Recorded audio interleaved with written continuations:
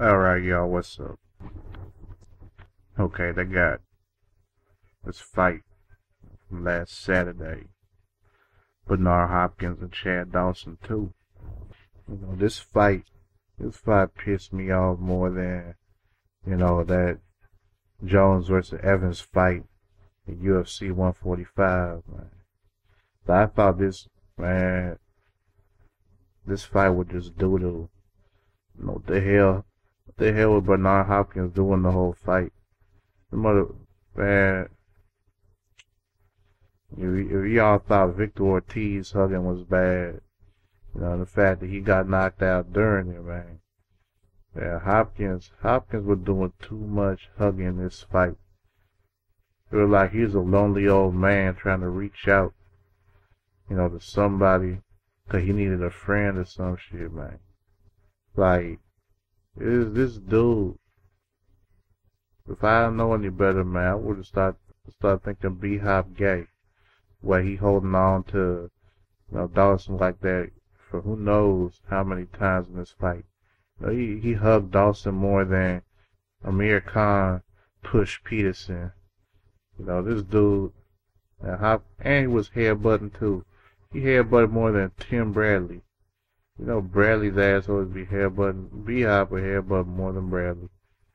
And one of the commentators commentating on the fight, he would say, B-Hop threw a headbutt combination.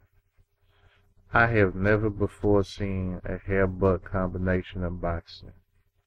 That's just sad. For a second though, if I would have been watching, if I didn't already know, that Dawson won the unanimous decision, if I would have been watching this Saturday night, I would have thought that they're about to have a repeat of, what I call the B-Hop flop, where his ass fell out on the, canvas, the flop down, hurt his shoulder. This dude, 'cause, B-Hop old, he getting old, I think he had that stage where he brittle, 'cause he fell, hurt himself. Yeah, he did have a little assistance during it, but, it wasn't, I wouldn't consider it a whole lot of assistance. I just call it minor assistance in his fault. At the end of round 5, it was the same situation. B-Hop over Dawson's back, and Dawson got mad, flung him off. Sent B-Hop towards the ropes. I said, this nigga about to fall again. That nigga B-Hop went through the ropes, almost flipped over and out of the ring. If that would have happened, man, 2 fights in a row, the same people, man, I wouldn't know what to say about that, honestly. But the fight did have a lot of action, did have a lot of stupidity too. Early in the fight, B-Hop being stupid, even though he losing. He's sitting there showboating. Yeah, like that. I had never before seen in boxing where somebody pinned up on the ropes got hit with, some punches and like a barrage of them, then walk away, stick out their tongue at the dude. I've seen when, Roy Jones, Floyd Mayweather, whenever they be making people miss and stick their tongue out at him. I mean, Roy Jones making this dude miss, started doing, steps from the not cha-cha slide, was it? Nah, the electric slide.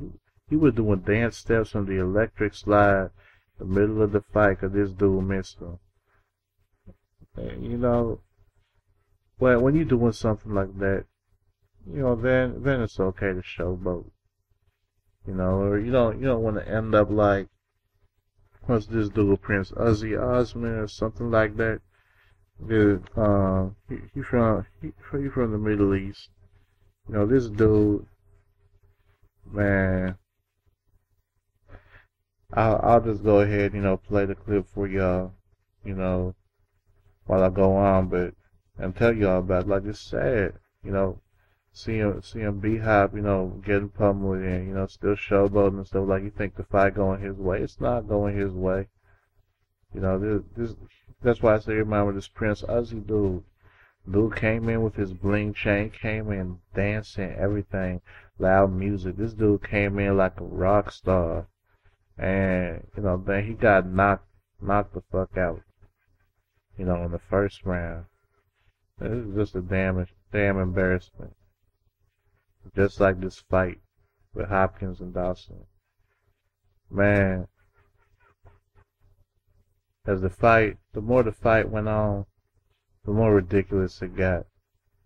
You know, it didn't just switch from, B-Hop hugging and trying to get in them cheap shots while he, holding on to Dawson. On the other hand, Dawson, B-Hop would do that to him, the rest would separate. Dawson would be like, oh, you want to play like that, motherfucker?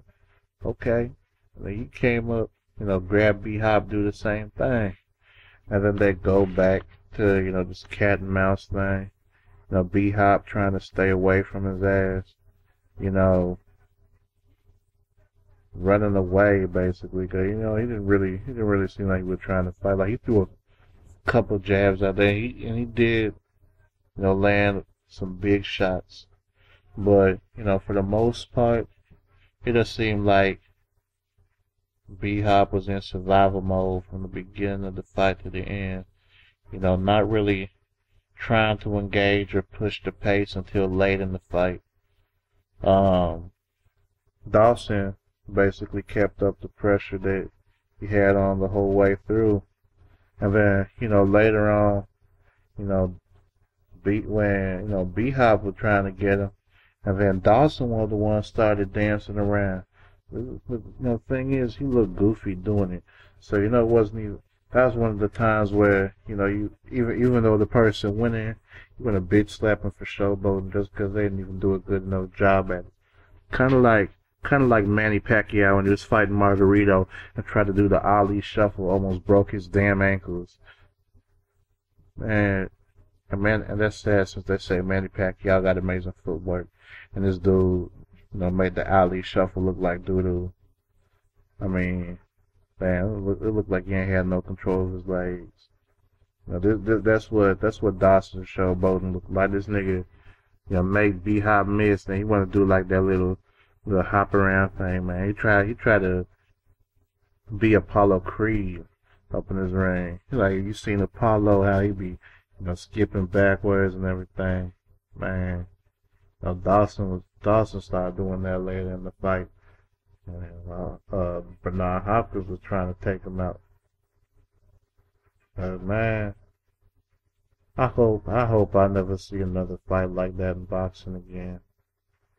I mean, all them headbutts from Hopkins, I'm surprised the referee ain't called none of them. That was a surprise to me. B-Hop head was in the game more than Tim Bradley's head be. Bradley got a big ass head. Another silly part, B-Hop. Another part where, I would have thought the fight was about to end was, within the last minute of round 11, B-Hop fell to his knees. I said, oh, now he's not going to be able to walk. Last fight he fell, hurt his shoulder, couldn't continue. He just fell down on both knees. That nigga about to be in the wheelchair. They're about to wheel his ass out. But then he got up. I was surprised. Then, Dawson got him up on the ropes doing the combination. And then B-Hop went out for his hug. And both of them fell down. B-Hop flopped. That's what I called it. When he, flopped out the first time. I said that before, but man, now he did that B-Hop belly flop, man. Just like body splash Dawson. They both went down. After that, I was like, oh. Like I said, if I would have been watching the fight against it, I would have been like, oh shit, man. This fight about to end right here. They're both about to get hurt. Pulled out the ring on stretches. But, they got up. Continued the fight after that. But man, I don't know, that fight should go down as one of the, most goofy ass boxing displays, of the year. Now, not a fight of the year, but you know, like a weird or goofy boxing moment. Like if they do a series like that, that they could use, probably that whole fight if they were gonna do a series on it, they could use that whole fight as as a silly boxing moment, because you watching that fight and you're like, what the hell are these two niggas doing in this ring? They call this boxing. Nah, it was just sad. It was disgraceful. I should have been bitch slapped for it. But besides that, we'll be moving on to different things in boxing, better things. The last episode of 24/7, actually had a little bit of that typical Mayweather trash talk that that some people love him for, some people hate him for. It's talking about Miguel-Cotto's sleeping situation. He's sitting there counting money, talking about, yeah, I want Cotto to be comfy up until May 4th. I'm gonna make him uncomfy May 5th. They're talking about that. They got like 10 people living in the same room. Floyd was talking hella shit on him. But, that's what Mayweather gotta do, to keep it interesting. He had 50 Cent up in that dude cracking jokes. And they did like a blood test on Cotto. It seemed like Cotto's trainers really be taking this serious, like if y'all seen Rocky 4, where they had that Drago dude training, hooking him up to machines, checking the different levels of, chemicals in his body and everything, man. All that scientific training that, the Russians had that Drago dude doing in Rocky 4. That's what Cotto training camp seemed like to me. They had to do a blood test. Said they had to make sure that, all these acids, enzymes, or whatever in his body is right. See if he's reaching, as his trainer like to say, optimum levels. And I'm thinking like, what the hell? Is they putting something in his ass or something? Like he a machine or something, man. But then they had, with Mayweather, a lot of what they show with his part on 24/7. They did show a part with his uncle. When they was driving, that was a pretty cool part.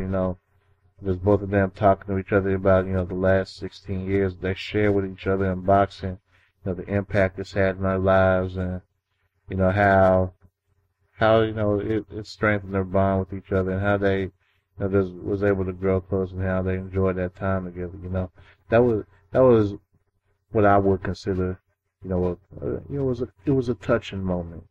Let's put it like that. It was a touching moment where you could see, what it's like, when they got two people, they got a kind of like a father-son relationship with each other, and they got that bond with each other. It was nice. The trash talking was nice too. I mean, like, they was talking about I keep forgetting that fat dude's name that Cotto be sleeping with in that bed.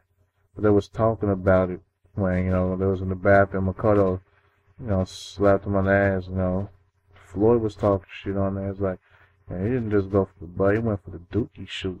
I was like, damn, they're really getting in on Cotto for that. But, it did make this 24/7 episode a little more exciting than the last two. So hoping the fight, can be even more exciting. Besides that, I'm just waiting to see Mosley versus Alvarez. I want to see if Mosley will come to fight, and actually, put Alvarez in his place or something, or if for the first time in, Mosley's career, he end up getting stopped in the fight. It would be kind of crazy if Alvarez did knock him out, but, that's it for this video. I'm out. Don't forget to subscribe and follow me on Twitter if you ain't already.